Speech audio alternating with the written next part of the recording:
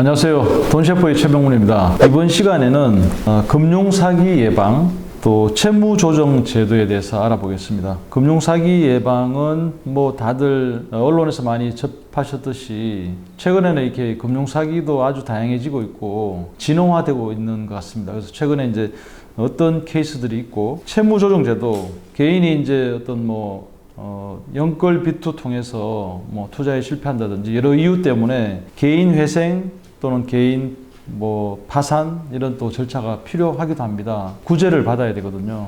자, 그래서 이런 두 가지 이제 제도에 대해서 또 알아보도록 하겠습니다. 오늘 수고해 주실 전문가는 강주성 전문가입니다. 안녕하세요. 네, 안녕하십니까. 예. 네. 자, 먼저 금융사기 요즘 참 이렇게 문제가 많습니다. 금융사기 유형과 대응법에 대해서 한번 말씀해 주십시오. 네, 먼저 이제 금융사기라고 하면 많은 분들이 많이 접하신 그런 내용들이 보이스피싱이거든요. 네.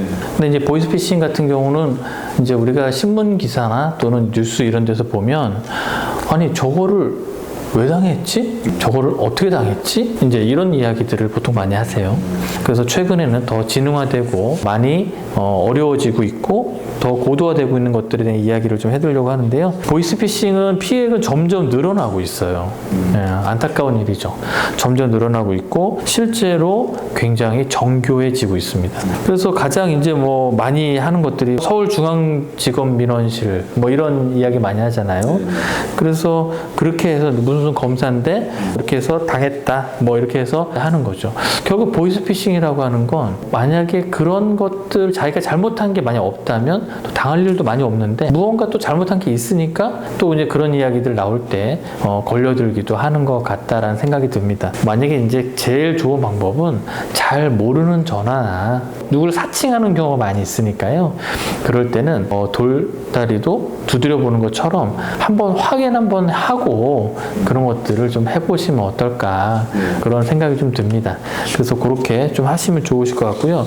요즘에는 이제 메신저 피싱이라고 해서 어떻게 보면은 메신저를 통해서 연락이 오는 경우가 있습니다. 저도 이제 제 친구가 어떤 연락이 왔냐면 카카오톡으로 주성아 잘 지내니? 이렇게 연락이 온 거예요. 그래서 나 잘 지내.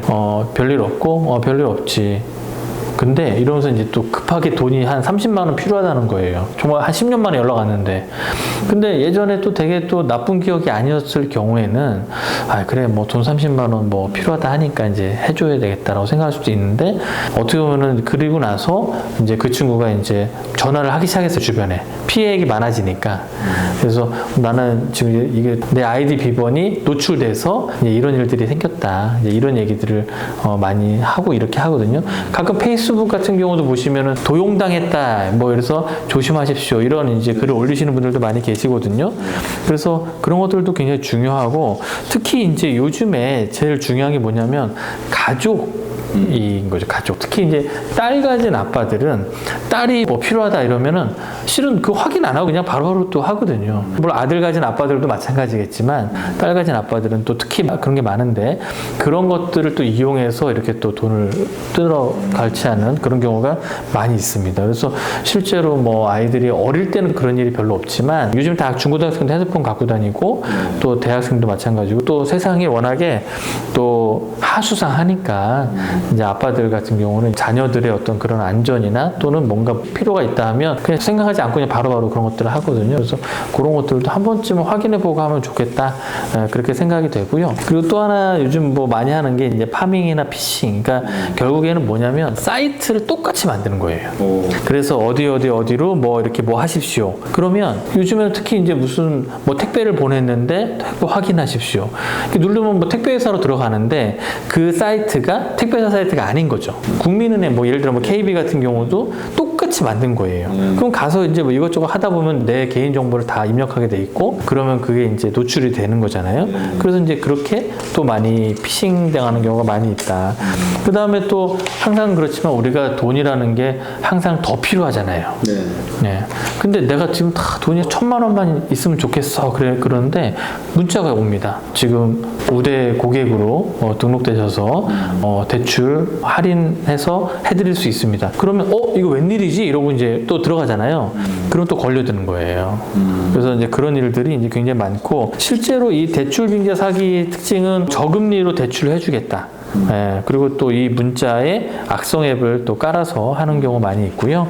그 다음에 신용등급 상향을 해야 되니까 아까 말씀드렸잖아요. 신용등급 상향을 해야 되면 대출 금액이 많아진다든가 금리가 낮아지니까 그런 것들로 해서 이제 개인 정보를 좀 요청한다든가 아니면 보증료를 본인은 우리가 해줄 테니까 돈을 좀 얼마 내라 뭐 이런 경우 또는 이제 뭐 통장사본이나 휴대전화 등 이제 이런 것도 한번 실물로 좀 해달라 뭐 이런 경우가 있습니다. 그래서 그런 경우도 이제 많이 문제가 돼서 조심하셔야 될 것 같고요. 그 다음에 뭐 PC에서 어떤 것들을 다운받으셨을 때 이것이 또 악성 코드가 심겨지는 경우가 있습니다. 어떻게 보면 내가 정말 잘 쓰는 노트북이나 이런 PC에서는 뭔가 불법적인 거를 다운받으시면 안 돼요. 네, 다운받다 보면 꼭 이런 게 걸립니다. 그럼 이제 내가 갖고 있는 모든 정보를 다 오픈하게 됩니다. 그리고 메모리 해킹 같은 경우도 인터넷 뱅킹을 하는데 갑자기 꺼진다든가 반복적으로 이치에 오류가 발생한다든가 또 비밀번호가 계속 오류가 뜨는 거예요. 나는 잘못 누르지 않았는데 그다음에 로그인이 안 될 때 이런 경우도 이제 이렇게 메모리 해킹을 의심해야 되는 상황이 있다. 그래서 메모리 해킹 의심되면 전부 일단 노트북을 다 이렇게 초기화시키는 리커버리 시키는 것들도 굉장히 중요할 것 같고요. 이렇게 뭔가 문제가 생겼을 때 내가 구제를 받으려면 뭐 112를 눌러서 경찰에 신고한다든지 아니면 금감원에 1332번이 있어요. 네. 1332번에 전화하시면 어느 정도 구제를 받을 수 있다라고 생각하고요. 그 다음에 또 핸드폰 아까 말씀드린 것처럼 악성 앱에 걸렸다고 생각이 되면 PC처럼 이제 완전히 초기화하는 것들도 한번 좀 보시면 좋을 것 같습니다. 그 다음에 어떻게 보면 개인정보가 노출이 됐어요. 이미 됐어. 그러면 어떻게 해야지? 그럼 파인네라는 사이트가 있거든요. 그런데 들어가시면 개인정보 노출 등록 해제를 할 수 있습니다. 네, 그래서 그쪽에 가서 내 개인정보 노출을 등록하면 문제되는 것들을 사전에 막을 수 있고요. 그 다음에 계좌정보가 노출됐다. 그러면 계좌정보 통합관리 서비스가 또 있어요. 그래서 거기 들어가셔서 하시면 되십니다. 실제로 이제 이런 뭔가 보이스피싱 접수나 이런 피해가 있을 때는 경찰청에 뭐 1379나 검찰청 1301에 전화하시면 조금 더 빠른 그런 뭔가 피해를 막을 수 있는 그런 것들을 할 수 있는데요. 제일 중요한 거는 피해를 안 당하는 게 중요하고 이런 것들에 노출이 안 되는 게 중요하죠. 그리고 또 하나 말씀드리면 홀리지 말아야 한다. 홀린 것 같다. 그러면 뭔가 약간 평상시 나랑 다른 많은 것들을 하게 되거든요. 그래서 그렇게 되면 우리가 걷잡을 수 없는 또 일들이 벌어지니까 좀 조심하셔야 될 것 같다. 그렇게 생각이 됩니다. 자, 그리고 이제 구제 제도에 대해서 한번 말씀해 주십시오. 네. 이렇게 이제 뭔가 피해를 받아서 뭔가 재정적인 심각한 타격을 받거나 또는 뭐 최근에는 뭐 투자를 하다가 또 잘못해서 주식 투자에서 물타기 뭐 이런 게 있는데요. 계속 물타다 보니까 계속 더 빚을 내고 이제 이자를 감당 못하고 이런 경우도 최근에 많이 있습니다. 또 특히 코인이나 이런 것들이 많이 발달하다 보니까 그런 부분이 더 많이 있는데요. 그런 분들을 또 이렇게 구제하기 위한 그런 제도들이 우리나라에 있습니다. 그런 것들을 좀 설명을 좀 드리려고 하는데요. 기본적으로 우리나라에서 하는 채무조정 제도는 대원칙이 있습니다. 대원칙. 대원칙은 뭐냐면 갖고 있는 거를 다 팔아서 그래도 없으면 우리가 해줄게 이런 거거든요. 그러니까 어떤 분들은 아파트를 가지고 있는데 현금 흐름적인 부분에 대해서만 문제가 되다 보니까 아파트는 두고 내가 이걸 해결해서 뭔가 할 수 있는 방법이 있을까 이런 의뢰들을 하시는데요. 원래 이 채무조정제도를 활용하려면 아파트를 파셔야 돼요. 네, 그런 것들이 전제가 되어야 하는 거죠. 그래서 그런 대전제를 한번 좀 생각해 보시면 좋겠다라고 생각합니다. 어떻게 보면은 사적인 조정제도가 있고 공적인 조정제도가 있는데요. 공적인 거는 우리가 보통 법원에서 판결을 받습니다. 네, 그래서 개인 회생이나 개인 파산 이런 것들은 이제 공적인 제도라고 하고요. 사적인 조정제도는 사전 채무 조정, 프리 워크아웃이라고 하는데요. 그리고 개인 워크아웃이 있습니다. 이 두 가지는 신용회복위원회라고 하는 곳에서 진행을 합니다. 근데 이제 보시면 구분을 할 때 연체가 3개월이라고 표현을 이제 여기 돼 있는데 이 부분이 왜 연체가 3개월일까요? 그것이 왜 중요할까요? 글쎄요. 왜 3개월일까? 네, 연체가 3개월이 되면 채무 불이행자가 돼요.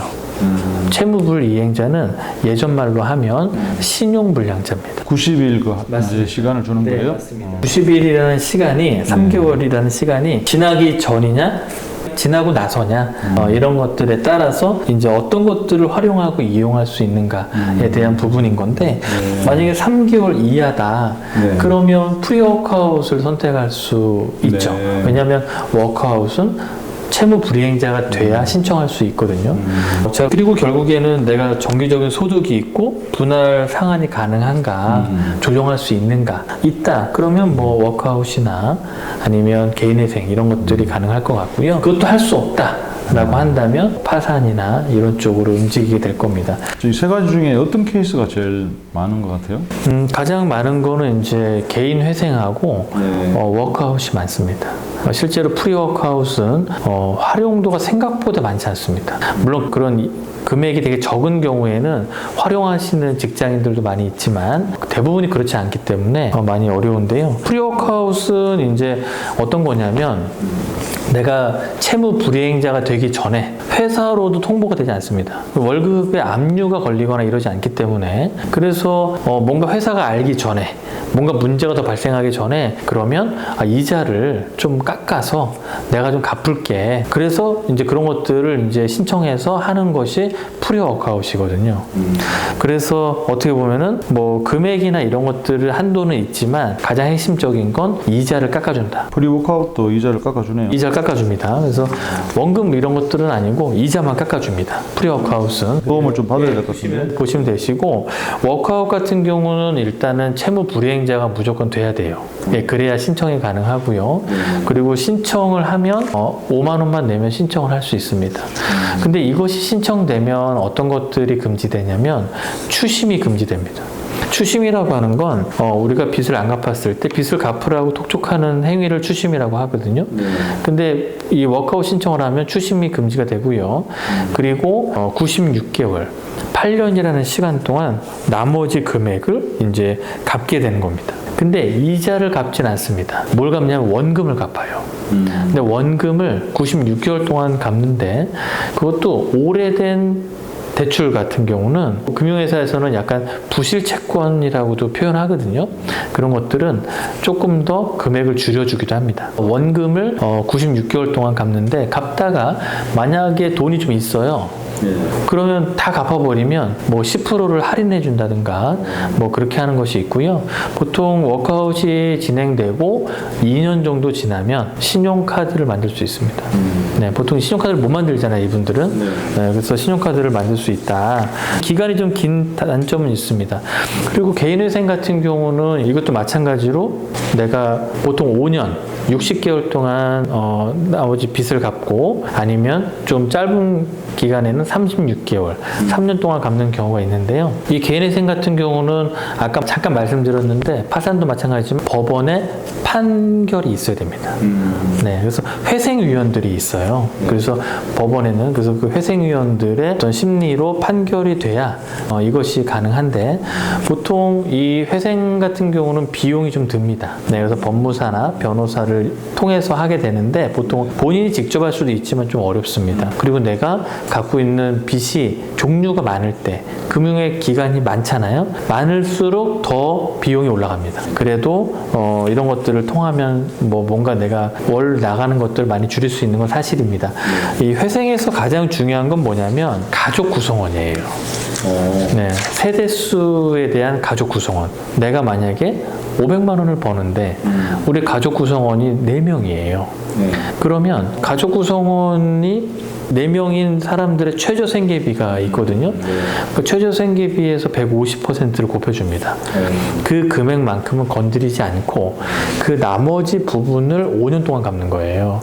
그러면 1인 가구보다는 다인 가구일수록 훨씬 더 빚을 갚는 금액이 적겠죠. 네, 그래서 그 부분이 굉장히 중요하고 특히 개인회생 같은 경우는 서울, 경기나 아니면 지방 같은 경우는 보증금이라는 게 있잖아요. 네. 월세 뭐 낸다 치더라도 보증금을 개런티해 줍니다. 살 수는 있어야 뭐 빚을 갚으니까. 그래서 그런 보증금 정도는 두고 나머지 거는 팔고 부족한 걸 가지고 그렇게 세대 구성원으로 해서 그렇게 계산하게 됩니다. 실제로 뭐 월급이 많지 않은 분이 세대수가 많은 경우에는 어떻게 보면 회생으로 하면 굉장히 효과적인 경우가 많이 있는 경우가 있어요. 물론 이제 효과적이라는 표현이 안 맞을 수 있습니다. 왜냐하면 뭐 이분은 너무 살기 어려우신데 근데 그렇게 구제받을 수 있는 방법이 있기는 합니다. 네, 그래서 대신에 이제 소득이 있어야 하겠죠. 네, 그리고 우리나라 이 채무 조정 제도들은 모든 것이 다 개인 재산이에요. 그래서 배우자 재산에 대해서는 영향이 없습니다. 그래서 만약에 집이 내 이름으로 안 돼 있고 배우자 명의로 되어 있다면 실은 그 집은 안 팔아도 됩니다. 네, 그래서 그런 것들을 좀 전략적으로 좀 고민하셔야 되고요. 근데 한 가지 뭐가 있냐면 모든 집에는 가전제품이나 이런 도구들이 있잖아요. 네. 우리 보통 집에서 쓰는 뭐 냉장고, TV 뭐 이런 것들이 있잖아요. 그런 것들을 어떻게 표현하냐면 유체동산이라고 표현합니다. 유체동산에 대한 절반은 이 사람 거라고 이제 인정을 해요. 그 생활용품의 절반은 배우자 거고 절반은 이제 내 거다. 이렇게 해서 보통 유체동산 가압류라는 걸 겁니다. 2분의 1씩 다 딱지를 붙여요. 그거를 어떻게 보면 경매받을 수 있는 1순위는 배우자거든요. 그럼 배우자가 그 돈을 지불하면 그거를 다시 딱지를 뗄 수 있는 그러니까 그런 것들까지도 이제 있는 거죠. 그러니까 어떻게 보면은 뭐 실무에서 이제 이런 것들 잘 모르는 경우도 많이 있으시긴 한데 실제 이런 일들을 당하시면 그런 유체동산 가압류에 대한 부분도 있다라는 것도 좀 말씀드리고요. 그다음 파산 같은 경우는 여튼 하여간 뭐 집도 없고 월급도 없고 뭐도 없고 아무것도 없어요. 그럴 때 이제 하는 거죠. 네. 이렇게 되면은 어떤 파산 선고를 이제 받게 되는데 파산 선고만 받으면 안 됩니다. 선고만 받아서 끝나는 게 아니에요. 그래서 보면은 채무 면책을 받아야 돼요. 네. 그 부분도 이제 같이 가야 되는 거죠. 네, 어떤 분들은 파산 선고만 받는다고 해서 다 끝난다고 생각하시지만 실제로 그렇지는 않고 면책까지 받아야 한다. 채무조정제도에서 파산은 특히 굉장히 좋은 건 아니잖아요. 그러다 보니까 많이 해주지도 않고 또 굉장히 까다롭게 보기도 합니다. 그래서 그런 것들 잘 보시면 되실 것 같고요. 그 다음에 어떻게 보면은 나에게 맞는 채무조정제도가 뭐냐. 아까 말씀드린 것처럼 그런 몇 가지 기준들을 가지고 좀 전략을 잘 세우시면 나에게 맞는 것들을 할 수 있다라고 생각하고요. 그 다음에 대한법률구조공단에서는 개인회생 파산 지역별로 무료 지원을 해줘요. 그리고 신용회복위원회 가셔도 이런 것들을 무료로 상담을 받을 수는 있습니다. 그래서 이런 것들을 잘 활용하시면 생각보다 예전에 비해서는 정말 많이 센터가 늘어났어요. 주변에 많이 있거든요. 근데 물론 이제 그런 데를 가는 게 좀 창피한 일이에요. 되게 두렵고 떨리는 일이지만 그래도 뭔가 해결을 해야 된다면 좀 가셔서 해결하셨으면 좋겠다라고 생각이 됩니다. 최근에 뭐 부채 상담 사례가 한 분이 있으셨는데 그 상담 사례 말씀드리면서 좀 맞추려고 하는데요. 이분 같은 경우는 이제 30대 중반 미혼이신데 코인하고 주식 투자를 많이 실패하셔서 한 3억 정도 빚이 생기신 거예요. 예전에는 주식 투자, 뭐 투기성 자금이나 아니면 뭔가 그런 경마, 경정, 도박 이런 것들은 회생을 안 해줬었어요. 근데 요즘에는 투자 자금 정도까지는 이제 회생을 해주는 그런 분위기인데요. 또 이분 같은 경우도 월 이제 어떻게 보면은 400만 원을 받는데 지출이 500만 원이 넘는 거예요. 근데 어떻게 보면은 휴대폰, 뭐 부모님 용돈, 월세, 관리비 요거 뭐 딱 빼고는 나머지는 다 이자, 뭐 원금 이자 이렇게 지출을 하는 거죠.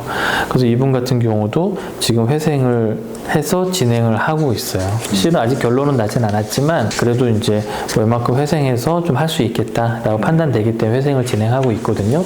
또 이런 것들처럼 좀 내가 좀 상황이 어렵고 힘들다라고 하면 좀 적극적으로 이용하시면 좋을 것 같아요. 그래서 뭐 제가 뭐 개인회생 절차를 잠깐 넣어놨는데 예를 들어서 신청을 하잖아요. 신청을 하면 먼저 회생위원들이 봅니다. 그리고 나서 채권자들을 불러요. 그래서 채권자들한테 아 이거 이렇게 할 건데 이 사람 뭐 어떻게 빚 좀 감해주고 갚는다는데 너네 동의하냐? 그럼 동의한다. 그러면 이제 다시 불러서 이제 몇 가지 더 이제 정리를 하고 그리고 나서 이제 판결을 하게 되는 거죠. 그래서 굉장히 좀 요즘에는 뭐 케이스도 많고 뭐 이래서 그렇긴 하지만 뭐 내가 정말 빚을 열심히 갚겠다. 나 그리고 이렇게 많이 노력하고 있다. 결국 이런 것들을 보여줘야 또 이런 것들이 또 가능하다고 생각합니다. 결국에는 빚을 내서 내가 못 갚은 거잖아요. 그리고 못 갚게 될 것 같고, 그러니까 그런 것들에 대한 부분이니까. 하지만 우리나라가 이 구제제도가 잘 되어 있습니다. 이런 말씀을 드리면 어떤 분들은 아니 그러면 이제 나 빚이 있는데 지금이라도 집을 와이프 이름으로 바꿔놓으면 안 되냐? 될까요, 안 될까요? 이미 뭐 진행되고 이후에는 안 되게. 근데 그 전에도 실은 어렵습니다. 네, 왜냐하면 아니 이게 부채가 뭐 발생할 것 같다, 아니 빚을 냈다, 그리고 이거 그렇게 될 것 같다. 근데 지금 배우자로 바꾼다고 어차피 등기 날짜가 다 나오는데 그런다고 해서 피해갈 수는 없다라는 거예요. 그래서 실제로 뭐 조금 더 사전적으로 뭐 좀 더 고민하시고 전략을 좀 세우시는 것도 중요하고 그럴 것 같습니다. 자, 여기까지 금융사기 예방 그리고 채무조정제도에 대한 이해를 한번 알아봤습니다. 이게 채무조정제도를 잘 활용하시면 이게 이제 누구나 뭐 인생을 살다 보면 실수할 수도 있고 뭐 그렇게 할 수 있는데 어쨌든 이런 제도를 잘 활용하셔가지고 새 출발하는데 반드시 이제 도움을 좀 받으셨으면 하는 그런 바람입니다. 수고해 주신 강주성 전문가님 감사합니다. 네, 감사합니다. 네.